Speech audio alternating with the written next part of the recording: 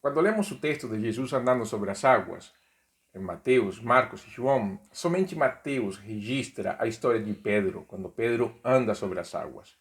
Marcos não mostra isso, mesmo que a tradição fala que foi o próprio Pedro quem ditou para Marcos as ações, quer dizer, quem sabe se Pedro estava se sentiu envergonhado depois.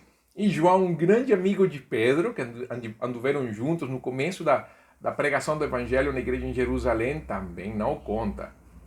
Mas Mateus sim. Fica o registro para nós desse desafio de Pedro.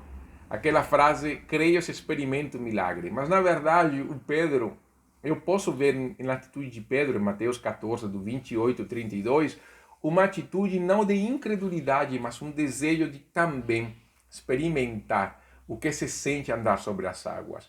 Mas vamos aqui entre nós, se você conseguisse ver alguém andando sobre as águas na frente de você, você não gostaria também experimentar essa mesma sensação do que sentir que você não consegue vencer a tensão superficial da água e você consegue andar sobre as águas? Eu teria pelo menos pensado fazer isso. Eu não sei se eu teria coragem de pedir. Mas Pedro fez. E quando Pedro faz isso, a Bíblia nos mostra que Pedro começa a andar sobre as águas. Ele fala para Jesus, Senhor, se é o Senhor, eu posso andar? E veja que Jesus não fala para ele, mas que desafio é esse, Pedro? Que coisa é essa? Não, Jesus fala, vem, Pedro, vem comigo. Então, há um convite de Jesus a que nós também possamos andar sobre as águas. Se ele anda sobre as águas, ele nos convida a andar sobre as águas.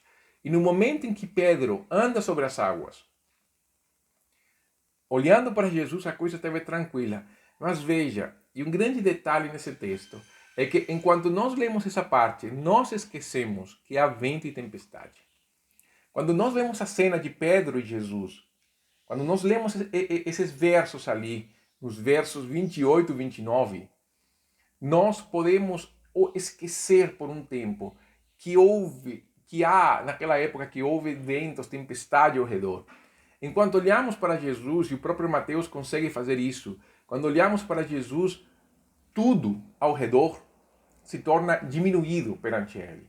Não cessou o vento e a tempestade enquanto Pedro olhava para Jesus, mas a tempestade do seu coração tinha se acalmado. E isso tornou para Pedro uma grande facilidade de se encontrar com Jesus. Por quê? Porque na presença de Jesus, a tempestade da nossa alma calma. Qual foi o problema de Pedro? O problema de Pedro é o nosso problema. Nós, enquanto olharmos para Jesus, nós vemos as coisas na perspectiva divina. Mas no momento em que começamos a olhar para os lados, começamos a enxergar as circunstâncias e as dificuldades, nós começamos a afundar. Por quê? Porque a tempestade ao nosso redor volta ao nosso coração. Nesse momento, quando a Bíblia fala que Pedro viu o vento e a tempestade, se você está focado na leitura do texto, você também lembra que isso aconteceu. Porque quando Jesus aparece sobre as águas, nós sentimos que o vento e a tempestade parou, mas na verdade é a angústia da nossa alma que para, mas o vento continua. Pedro anda sobre as águas, a tempestade continua, mas quando ele enxerga, ele começa a afundar. E ali Pedro faz o que nós devemos fazer nessa hora: clamar ao Senhor por ajuda. Por quê? Porque a mão do Senhor sempre estará para socorrer os seus filhos que por um momento fraquejam na fé. Incredulidade, fraquejar na fé, isso é normal. Faz parte da nossa natureza. Nós temos a tendência de questionar Deus. Nós comumente não questionamos ninguém, mas com Deus nós questionamos demais, porque nós temos a tendência de, ou por um lado, sermos extremamente seculares, no sentido de não acreditar no que Deus pode fazer, ou estamos tão decepcionados que também não cremos, ou por outro lado, somos muito críticos com Deus, como se nós fôssemos deuses. Mas qualquer fosse a situação, qualquer seja a situação, no momento de incredulidade, nós podemos clamar a Jesus. Nós podemos clamar pelo socorro do Senhor. O socorro do Senhor virá do alto. Antes de que as águas cheguem a nossa cabeça e nós não consigamos respirar, a mão do Senhor vem, nos toma da mão e Jesus vai nos dizer o quê?